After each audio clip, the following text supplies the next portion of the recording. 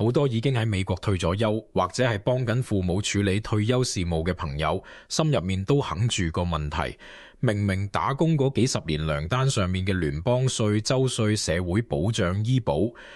一毫子都冇少交過，點解真係退咗落嚟之後，收入明明少咗各種假單，反而好似夾埋咁一張接一張咁湧埋嚟？房產稅封信年年準時跌落你信箱。補貼醫療保險嘅保費靜靜雞喺你筆社保金度扣走，牙醫診所同藥房嘅單據越儲越厚。每年春天一去到報稅季節，心入面嗰種講唔出嘅焦慮又會浮翻上嚟。好多人後尾慢慢着墨出一個道理：問題未必係自己後生嗰陣唔夠搏，亦唔係退休金真係少到過唔到日子，而係退咗休之後嗰一整套睇唔見嘅規則。同你打工賺錢嗰陣已經完全唔同晒，有啲支出查實唔係你一定硬食嘅，而係因為你唔了解而家嘅規矩，冇主動去確認，冇提早做好規劃，先至一直由你份退休金度慢慢流走。今次呢條片，我想專門講俾喺美國退緊休或者係幫緊父母打理退休生活嘅家庭聽。我唔會同你講啲好空泛嘅大道理，亦都唔使你去搞咩複雜嘅投資，我哋只係講現實。嗰啲本來應該留喺你袋入面嘅錢，究竟收埋咗喺邊？點解你一路都拎唔到？同埋由聽朝早開始，你可以做啲咩去留翻住佢？為咗等你容易啲明，我會將今日要拆解嘅嘢，用兩種完全唔同嘅損失方式重新組織過。第一種係每個月每一年靜靜雞漏走嘅錢，好似房產稅報稅嗰陣嘅醫療扣除、車輛登記費呢啲，逐筆睇落好似好細，但係10幾年、20年夾夾埋埋，個數就好得人驚。第二種係一旦做錯決定，有機會一次過損失慘重嘅錢，譬如賣樓嘅時機，將層樓提早轉俾仔女嘅方法，呢啲嘢你成世人可能只係撞正一兩次，但每一次嘅選擇都直接關係到幾萬甚至10幾萬美金嘅去留。我哋首先由嗰啲最隱蔽、每年都發生嘅漏錢位開始講起。好多人喺啱啱退休嗰一兩年，查實係有過一陣輕鬆感覺嘅，供樓可能終於供完，仔女又獨立晒，唔使再日日逼車返工，字面上嘅開支睇落少咗一大截，但係呢種輕鬆嘅感覺，好多時捱唔過第3個年頭，因為過多一排你就會慢慢發覺自己明明冇買咩貴重嘢，又冇出去大飲大食，但係銀行戶口啲錢下跌嘅速度就係快過退休前攞住計數機估嗰個數好多，到你忍唔住將銀行月結單、信用卡單一張張吞晒喺台面比對嗰陣，你就會見到嗰啲多咗出嚟嘅開銷，幾乎全部都係一啲根本避無可避嘅固定支出。層樓嘅稅、聯邦醫療保險嘅補貼保費，每隔幾個月就要去牙醫度交嘅一筆錢，仲有每年報稅季節嗰種冇寫喺就單上，但係真實存在嘅心理壓力。呢啲成本就好似溫水煮青蛙咁，每年只係加些少，每個月只係扣你幾十蚊。你如果唔特登去睇，根本察覺唔到佢哋已經靜靜雞改變咗你嘅退休現金流。喺呢啲唔容易察覺嘅固定支出入面，對大多數有自己物業嘅退休家庭嚟講，排到最頭嘅幾乎次次都係房產稅。呢件事最令人無奈嘅地方係，你冇辦法單方面宣佈唔交，只要你仲住喺自己層樓嗰度，縣政府每年都一定會準時將封信寄到你屋企。而且美國絕大多數地方嘅房產稅並唔係按照你今年嘅收入高低嚟浮動嘅，佢係按照你層樓嘅市場評估價值去計。呢度就帶出一個特別現實嘅困境。你20-30年前買呢層樓嗰陣，可能只係使咗10幾萬美金，而家周圍個社區發展起上嚟，學校排名又升咗，商場又起好晒，層樓嘅市場價一下飆到40-50萬。你左右隔離換完一台又一台，全部都係炫耀仲上緊位嘅後生家庭。呢個水平嘅房產稅對佢哋嚟講，可能只係每個月去少2次街，但係對你嚟講，由嗰份固定咗嘅長俸同社保金入面，每個月再額外嘔多幾百蚊出嚟，就越嚟越吃力。好多退休老人家並唔知道，針對呢種普遍存在嘅壓力，美國好多州同地方政府查實係設有專俾長者嘅房產稅優惠項目嘅。你唔使俾呢啲項目嘅英文名嚇親，佢哋大概可以分做3種類型。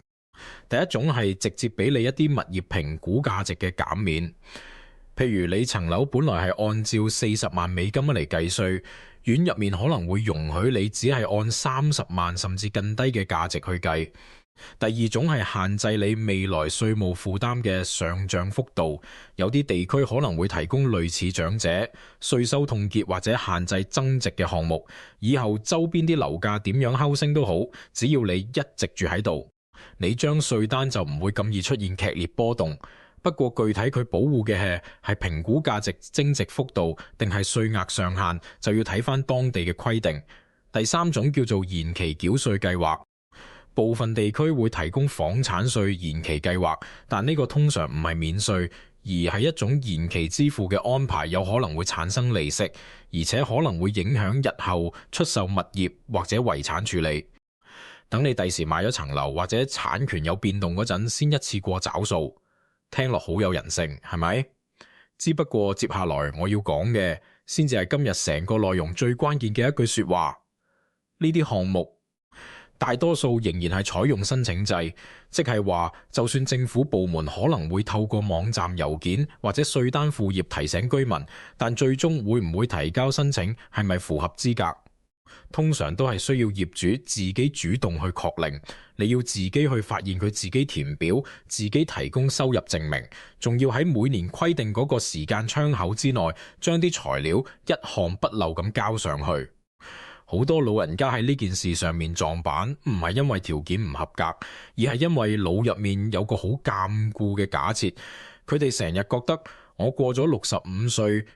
縣政府系統明明有我嘅出生日期，我每年都準時交稅，我自住嘅物業又係得呢一層，佢哋冇理由唔知道我合資格啩？呢個諗法可以話係所有誤解入面最危險嘅一種。我幫你拆解下，負責評估你層樓值幾多錢嘅係一個部門，負責審批長者減免資格嘅係另一個部門，負責將稅單印出嚟寄俾你嘅可能係第3間完全外判出去嘅公司。呢3套系統入面嘅數據並唔會因為你個年齡過咗某一條界就自動串聯起嚟，幫你搞掂嗰個提交申請嘅點擊動作。呢個就好似足球場上邊一個碌到去你腳下嘅波，咁你如果唔主動伸腳去踢，佢就永遠停喺度。現實生活入面呢類事情我聽過太多，有啲老人家喺同一間屋住咗大半世，一世人都安分守己，從來冇諗過要同政府伸手拎咩福利。佢哋覺得自己有長俸有社保，仔女又做晒嘢，唔應該再去討咩着數。直到有一日喺外州做嘢嘅阿女翻嚟幫手執吓啲堆積嘅郵件，無意中由一堆廣告傳單底下捻出一張縣入面嘅通知，上面印住長者房產稅禁免重新認證提醒。阿女順口問咗句：阿爸阿媽，呢個你哋申請過未啊？老人家一頭舊水。後尾阿女使咗2個下晝，打咗好幾轉電話，攞到份表格，幫佢哋將前3年嘅收入證明整理好寄翻去。嗰一年佢哋屋企嘅房產稅即刻少咗差唔多2000蚊美金。但係老人家心入面一啲都唔安樂，淨係得翻後悔。過後呢10幾年，佢哋可能已經俾多咗成2萬蚊，而呢2萬蚊本來係可以唔使俾嘅。佢哋心痛嘅唔係錢本身，係心痛自己一世人都老老實實交稅，最後竟然因為唔知道要填張紙，白白蝕咗咁耐。如果你而家仲住喺你打算用嚟養老嗰層樓嗰度，我建議你唔好等咩阿女阿仔得閒先翻嚟幫你睇信啦。你聽日就可以拎起電話，或者叫你身邊識用電腦嘅後生幫你搞一搞，去揾你所在嘅縣嘅稅務評估辦公室或者財務官辦公室嘅官方網站，喺站內搜尋欄度輸入 Senior Property Tax Exemption、Senior Freeze 或者 Property Tax Relief，如果你真係唔想上網，就直接打電話，電話號碼一般就印喺你張房產稅單上面。電話通咗之後，你就問一句：我係65歲以上嘅業主，我想確認一下，我而家有冇資格申請任何形式嘅長者房產稅減免？有冇凍結評估價值或者限制稅務負擔上漲嘅項目？有冇延期繳納嘅選項？如果對方話有，唔好咁快收線。繼續問佢申請表喺邊度可以攞到，今年嘅截止日期係幾時？除咗身份證明，我仲需要提供幾多年嘅聯邦稅單或者收入證明。將呢幾個問題嘅答案用大字寫喺張便利貼度，貼喺雪櫃門上面，然後即刻去搞。呢一通電話用唔到你10分鐘，但係10年計落，佢可能值1-2萬蚊美金。你唔係喺度乞求邊個嘅施捨，你只係行使緊法律早就預備好俾你嘅權利。講完層樓每年產生嘅呢筆持續性成本，我哋再嚟睇另一件好多退休老人家不經不覺做緊嘅事。佢唔係某一種具體嘅稅，而係一種你用咗大半世人，但係退休之後已經唔再啱用嘅舊習慣。呢個習慣就係你默認自己收入少咗，所以報稅嗰陣用標準扣除額就一定最着數。你40幾歲、50幾歲嗰陣，身體仲算硬淨，除咗每年身體檢查同洗牙，幾乎唔使點入醫院。嗰陣時，會計師或者報稅軟件都會話俾你聽，用標準扣除額最慳水慳力，亦都最划算。呢個念頭就咁樣死喺你個腦入面，令到你到咗60-70歲，依然每年都閂埋眼剔標準扣除額，但係你個身體已經唔係50歲嗰陣嘅身體啦。你嘅聯邦醫療保險、補貼保費、長期護理保險嘅找單，你總牙做牙套、做白內障手術嘅自付費用，你嘅助聽器，你嗰一大串處方藥，所有呢啲實在再由你荷包度拎出去嘅醫療開銷，如果全部加埋，可能係一個好嚇人嘅數字。有啲退休家庭可能會遇到類似嘅情況。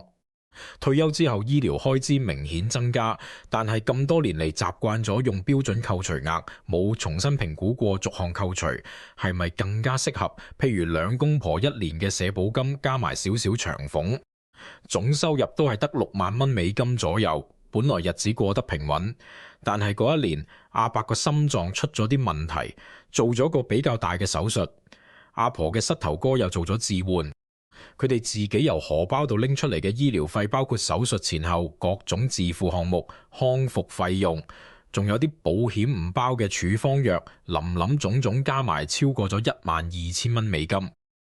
但係到咗第2年春天報稅嗰陣，佢哋都係好似過好幾十年咁，用翻標準扣除額。直到好耐之後，佢哋同一位新嘅會計師傾開，對方先至話俾佢哋知。你哋嗰1年好可能錯過咗好大筆醫療費用扣除，俾多咗好多冤枉稅。佢哋當時嗰種遺憾嘅表情，我到而家都仲記得。呢度嘅關鍵係一個好多普通人唔了解嘅稅法細節。如果你選擇逐項扣除，國稅局係容許你將合資格嘅自付醫療費用超過你嘅調整後總收入，即係 AGI 嘅7.5%嗰部分拎出嚟做逐項扣除嘅。我喺度一定要特別強調個計算方式，因為實在太多人喺呢一步將個概念搞錯晒。唔係你啲醫療費總額除翻 AG， 只要個比例大過7.5%就可以全部扣除。正確嘅邏輯係先用你個 AG 乘翻7.5%，計出一個門檻銀碼。如果你嘅合資格醫療費用超過咗呢個門檻，咁就只有超出嗰部分先至有可能俾你攞去扣稅。就用翻頭先嗰對夫妻嘅例子，6萬蚊美金嘅 AG 門東就係4500蚊，佢哋嗰1年自掏腰包嘅醫療費係12000蚊。咁真正有可能幫佢哋慳稅嘅數字係12000蚊減去4500蚊，即係7500蚊美金。呢7500蚊就係佢哋因為一個舊習慣白白送咗出去嘅扣除額。不過我都要提醒你一句，由於好多退休人士都享有較高嘅標準扣除額，所以最終用逐項扣除係咪真係更著數，係需要將所有逐項扣除項目夾埋一齊比較嘅。國稅局個系統係唔會喺背後自動幫你比較標準扣除同逐項扣除邊樣着數啲嘅。你剔咗標準扣除，佢就按標準扣除同你計。你交咗表，佢就按表上面嘅數字收錢。你俾多咗，佢事後唔會補封道歉信俾你，亦都唔會主動將收多咗嘅錢退翻俾你，除非你自己事後發現咗，重新去填寫一份修正表格。所以我俾一個好簡單但極之有用嘅建議你，由今日開始喺你屋企廚房個櫃桶度或者書台上面專登擺一個空嘅大信封，或者一個有蓋嘅鞋盒，將你呢12個月攞到嘅每一張醫院、寨丹牙醫診所嘅收據、配眼鏡嘅發票、藥房嘅攞藥回執，仲有同醫療相關符合規定條件嘅交通費用記錄，通通好似儲寶貝咁抌晒入去。到咗出年春天要報稅嘅時候，你就將呢個係卜卜嘅信封成個交到幫你報稅嗰個人手上面，同佢講：幫我睇真啲，我呢度自己掏荷包嘅醫療費加埋夠唔夠資格俾我考慮一下逐項扣除？唔好覺得呢件事好亂碎，好斤斤計較退休之後嘅生活，本來就唔係由咩驚心動魄嘅大事件構成嘅。佢就係由呢一張一張嘅酒單堆砌出嚟。你喺呢個環節度拎翻多1000蚊美金，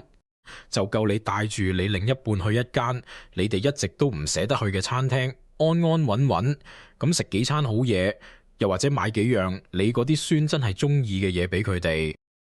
講完呢啲同稅務醫療相關嘅常年性開銷，我哋再嚟傾一筆睇落更加細，但同樣係奉旨唔問就冇嘅錢，就係去車管局，即係 DMV， 同駕車續牌費換車牌嗰陣產生嘅嗰啲費用。呢啲費用通常一次都係幾十蚊美金，多少少咪100蚊美金多啲，所以好多老人家對佢哋完全唔敏感。但係我講過，退休呢場漫長嘅遊戲，比嘅唔係邊個跑得快，而係邊個撐得耐。一啲州市可能會針對老年人提供車輛登記、車牌費用或者公共設施嘅優惠，但呢啲項目極之依賴你嘅所在地。如果你屋企有2架車，一年就可以慳翻幾十甚至上百蚊美金。你換另一次車牌，可能長者有特別優惠價，甚至有啲地區對單純嘅身份證明文件直接豁免費用。你每年去州立公園可能辦一張長者通行證，就慳到唔少入場費。呢啲錢逐次拎出嚟，確實唔夠你買部新電視，但係你將佢乘翻10年、20年，佢夠你換一部全新嘅雪櫃，或者買俾你個孫女一部佢夢寐以求嘅鋼琴。關鍵在於呢啲小錢之所以慳得到，幾乎全要靠你自己開口去問。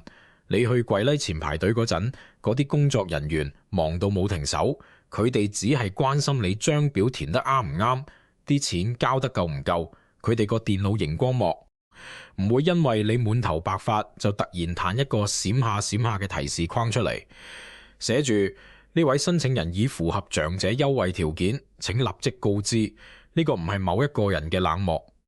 而係成個流程喺設計嗰陣就冇將主動提醒呢個環節冚翻入去。所以下一次你再去任何類似嘅機構辦事，喺將全部材料遞入嗰個細窗口嘅同時加多句問：以我呢個年紀喺你哋度辦呢樣叫目，有冇咩費用上嘅減免或者優惠？你可能會驚訝咁發現，有時真係就只差呢一句說話。上面呢啲全部都係屬於嗰種水滴石穿、細水長流嘅漏錢方式。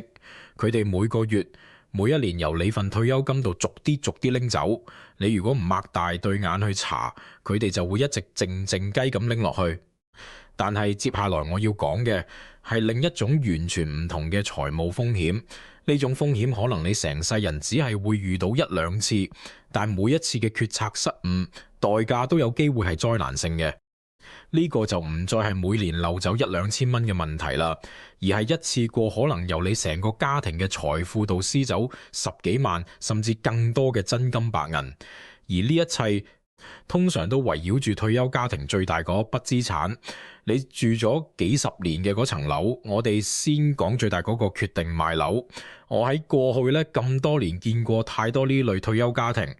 佢哋明明已經腰酸骨痛，唔係好行得喐，守住2層甚至3層樓高嘅空屋，每日上落樓梯都要扶住幅牆，係一步一步咁掄。冬天要擔心橙雪，秋天要籌數唔完嘅落葉。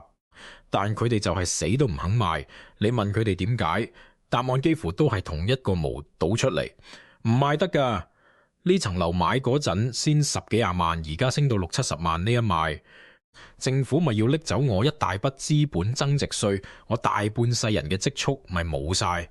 呢個巨大嘅恐懼令佢哋寧願縮喺一個對自己身體越嚟越唔友善嘅空間入面，都唔願意去觸碰嗰個想象中極之得人驚嘅稅單。但現實情況好多時都係比佢哋腦入面想象嘅溫和得多。按照目前聯邦稅法嘅規定，如果符合主要住所出售嘅資格要求，單身納稅人通常可以享受到最高25萬美金嘅資本增值豁免額，而符合相關資格要求嘅夫妻聯合報稅，通常最高可以享受到50萬美金嘅豁免。呢筆錢唔係用嚟抵扣嘅額度，而係直接喺你嘅利潤嗰度免走。簡單嚟講，如果你出售嘅係你擁有並且作為主要住所居住咗足夠長時間嘅樓，通常需要你同時滿足擁有至少2年，同埋喺過去5年入面住滿至少2年呢2個條件。假設你20-30年前用15萬買嘅樓，而家賣到65萬，債面上你賺咗50萬。只要你同你另一半都符合條件，喺利潤冇超過豁免額度嘅情況下，聯邦資本增值稅有可能係完全唔使交嘅。真正需要你去考慮稅務問題嘅係超出呢50萬豁免額嗰部分，而且呢度仲未計你咁多年來為咗呢個屋企斷斷續續掟落去嗰啲合規格嘅資本性改良支出。講到資本性改良，呢個又係一個無數人白白漏走大錢嘅知識盲點。好多業主以為只有20-30年前買樓嗰個原始成交價咋先至叫做成本，查實唔係㗎。符合國稅局資本性改良定義嘅項目，例如部分結構性升級或者長期改善工程，喺保存咗完整記錄嘅情況下，係有可能計入你嘅成本基礎度嘅。你20年前使咗2萬蚊貼底，更換咗全屋嘅屋頂；15年前使咗4萬蚊做咗成個廚房同浴室嘅翻新重建；10年前使咗1萬蚊安裝咗全新嘅中央冷氣系統。呢啲帶有永久改善性質嘅工程支出，只要你手上有當年嘅合約單據同付款證明，能夠表明呢啲係實實在在嘅資本性改良，而唔係日常修修補補，就有可能全部加返入去。你自己拎支筆出嚟計下，如果你當年買樓只係使咗15萬，但呢幾十年嚟你斷斷續續掟咗15萬喺呢啲合規格嘅永久改造上面，咁你嘅實際稅務成本就係30萬。你再將層樓賣到65萬，賬面上嘅利潤就由50萬變咗做35萬，遠遠低過夫妻聯合報稅嗰50萬嘅免稅額度。你唔單止唔使為賣樓呢件事本身去交咩資本增值稅，仲有可能完全掂唔到嗰條要交稅嘅起徵線。但呢一切嘅好處都建立喺一個好唔起眼嘅習慣上面。你要留住嗰啲發晒黃嘅單據，你唔可以等到層樓賣咗之後，憑住模糊嘅記憶去同國稅局講，我記得10年前我使過一大筆錢。所以如果你而家仲住喺自己層樓嗰度，趁你而家有時間去揾一個實淨嘅文件夾，將你過去呢咁多年所有同層樓有關嘅大額資本性改良、合約材料清單、銀行轉字記錄通通塞晒入去，將來賣樓嗰陣呢個舊文件夾分分鐘俾你客聽。啱啱買嗰套新梳化仲值錢，只不過層樓帶俾退休家庭嘅大額風險，唔單止係幾時賣、點樣賣咁簡單，仲有一個更大更陰濕嘅氹。而呢個氹好多時唔係出於惡意，啱啱相反，佢係以愛嘅名義由父母親手畫落去嘅。好多老人家年紀大咗之後，總係想趁自己個腦仲清醒，身體仲喐得，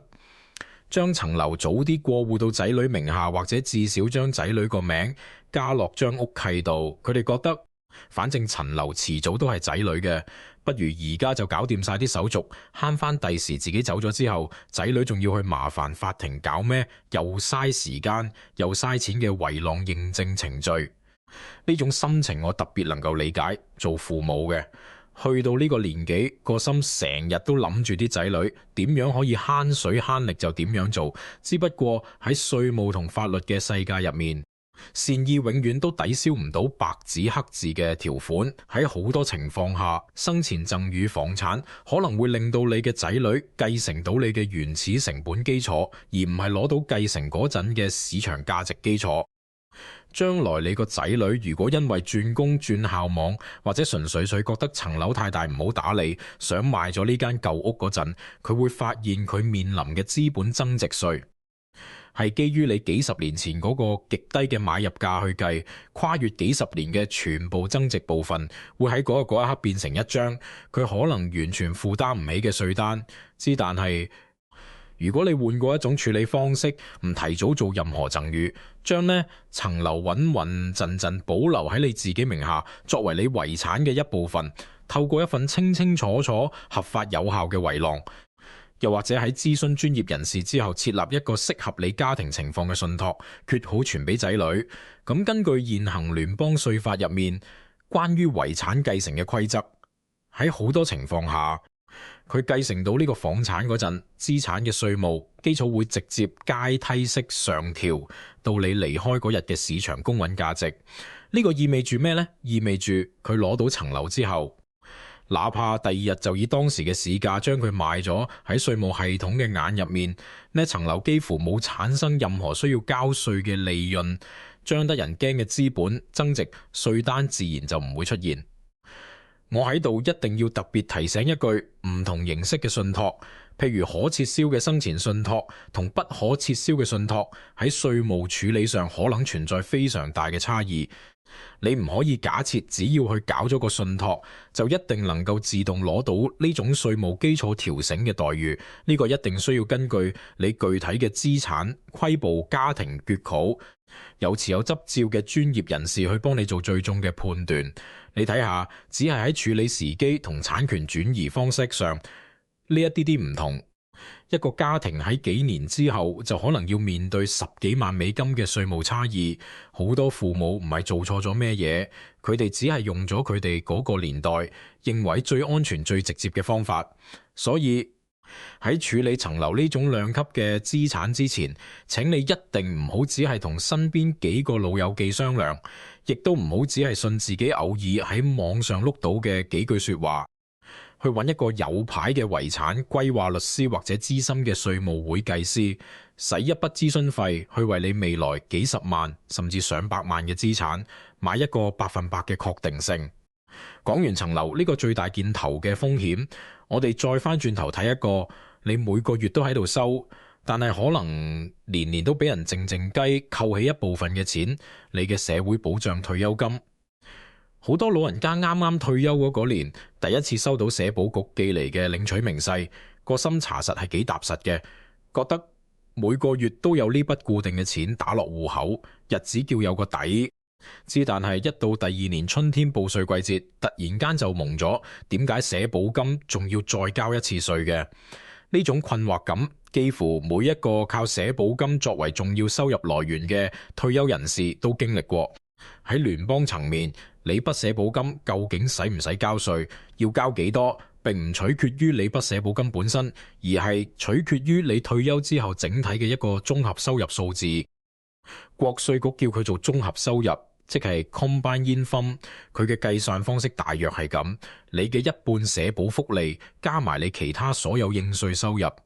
例如長俸退休就戶嘅提取、投資分紅，再加埋一啲免稅嘅利息收入。一旦呢個綜合收入嘅數字超過咗國稅局設定嘅某個門檻，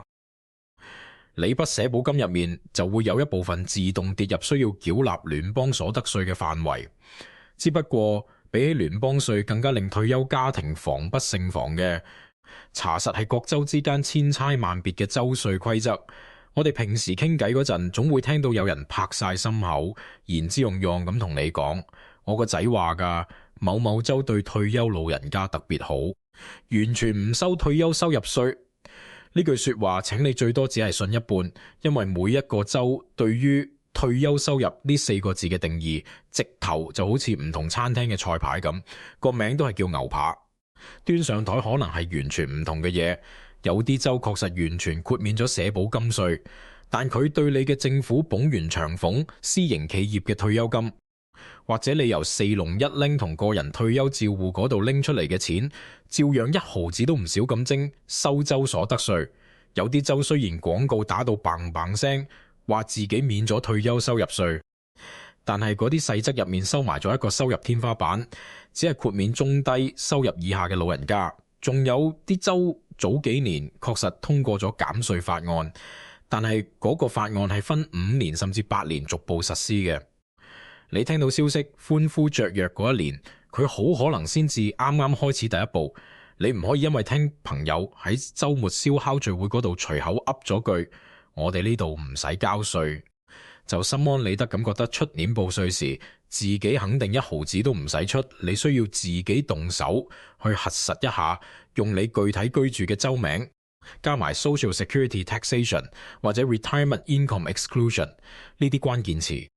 去州稅務局嘅官方頁面嗰度搜索，逐粒字將嗰幾行限制條件讀清楚。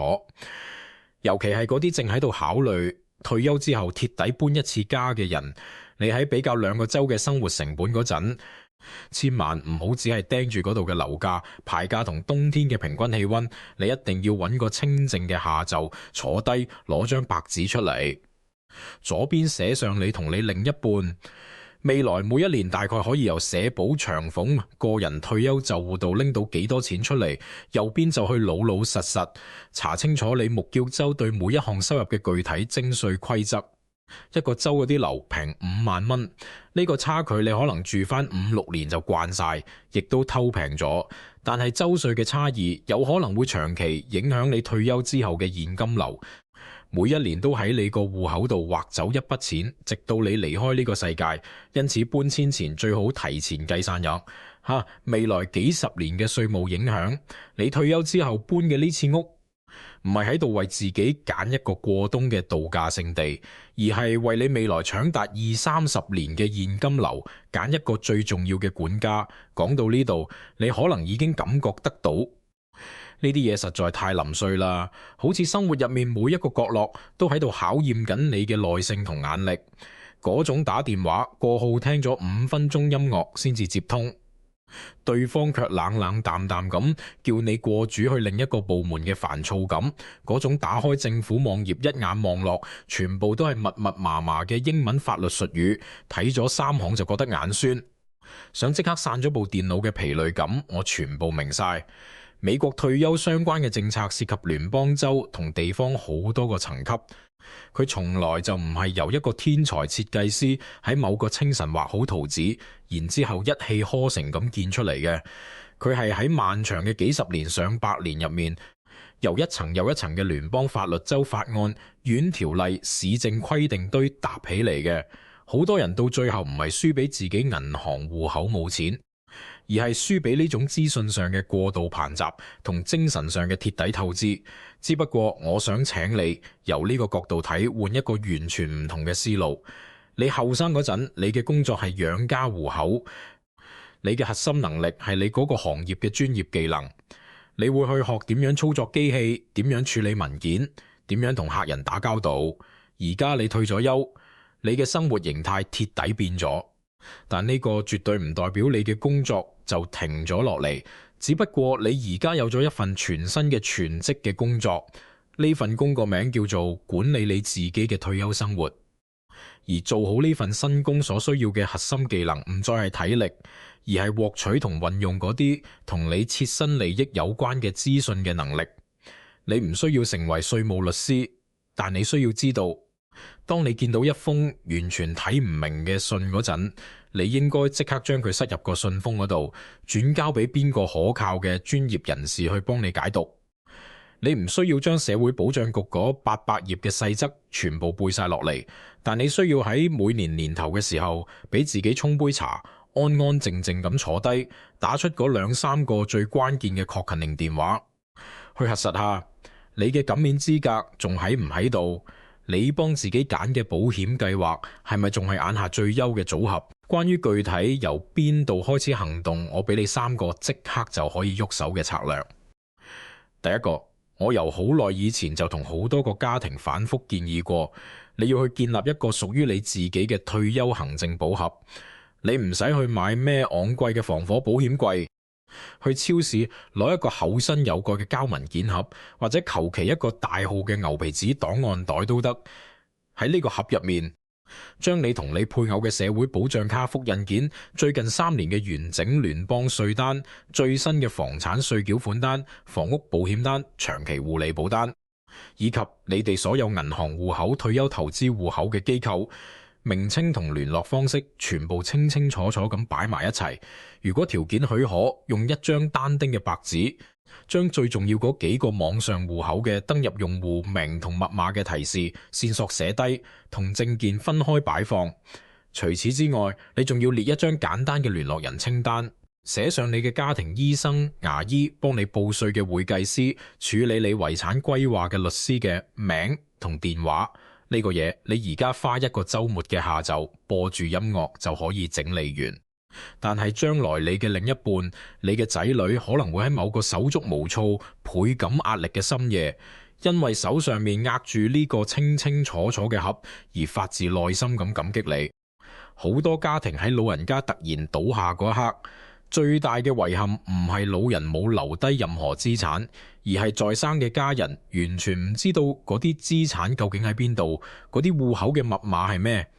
同埋應該打邊個電話俾邊個先。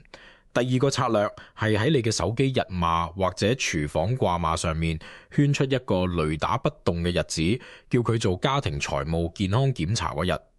就同你每一年要固定去身體檢查去睇牙一樣。你揀一個你唔太忙嘅日子，譬如你生日前後或者每年報完稅之後嘅第一個得閒嘅週末，喺嗰日上晝咩都唔好安排，就沖一杯茶，坐喺電話側邊，第一通電話打俾你所在縣嘅房產咁評估辦公室，語氣平穩咁問佢：我係65歲以上嘅業主，我想確認一下我目前享受緊嘅長者房產稅減免狀態係咪一切正常？出年有冇咩新政策出台，需要我重新提交一次申請？第二通電話打俾你嘅醫療保險經紀或者補貼保險顧問，叫佢幫你橫向比較一下你而家嘅保險計劃喺出年有冇出現更劃算更匹配你目前身體狀況嘅替代方案。唔好覺得自己咁做好煩人，你係你退休生活嘅負責人，呢個只係你喺度對你自己嘅資產進行緊一年一度嘅負責任嘅例行盤點。第三個策略，亦都係最重要嘅一項自我保護，永遠對你聽到嘅任何免費建議保持一種溫和而堅定嘅警惕。我哋活喺一個俾各種資訊碎片瘋狂勒炸嘅年代。你會喺手機群組度，喺公園散步嘅同伴口中，甚至只係喺超市排隊等俾錢嗰陣，聽到各種各樣聽落好鬼吸引嘅退休秘訣。有人會壓低聲線話你知，搬去某某紅州啦，你啲稅就全部免晒噶啦。有人會誓神劈願咁傳授經驗，退休自護啲錢啊，只要照我講咁樣轉出嚟，就可以1毫子稅都唔使交。請你千祈要喺個腦度裝一個強力嘅過濾器，聽到呢啲說話嗰陣，第一個反應千萬唔好係太好啦，我嗱嗱聲去搞，而應該係咁噶。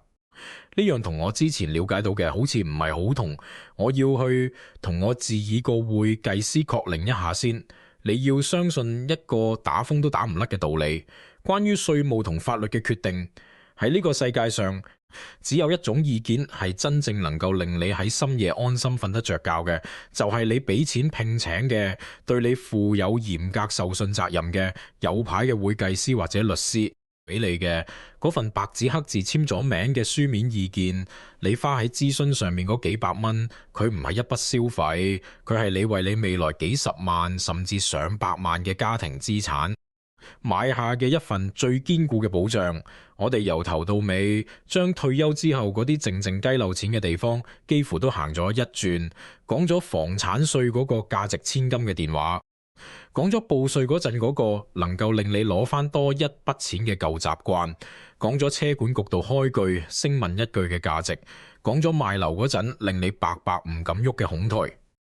亦都講咗點樣避免令自己對仔女嘅愛喺無意中變成佢未來嘅財務包袱。呢啲內容你如果一條一條咁去對照自己而家嘅生活，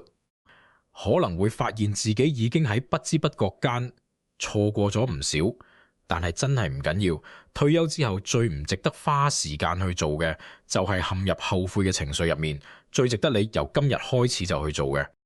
係用一套全新嘅主動嘅規則去面對未來嗰幾十年。你由聽朝早起身之後去打嗰通電話開始，你未來10年、20年嘅生活，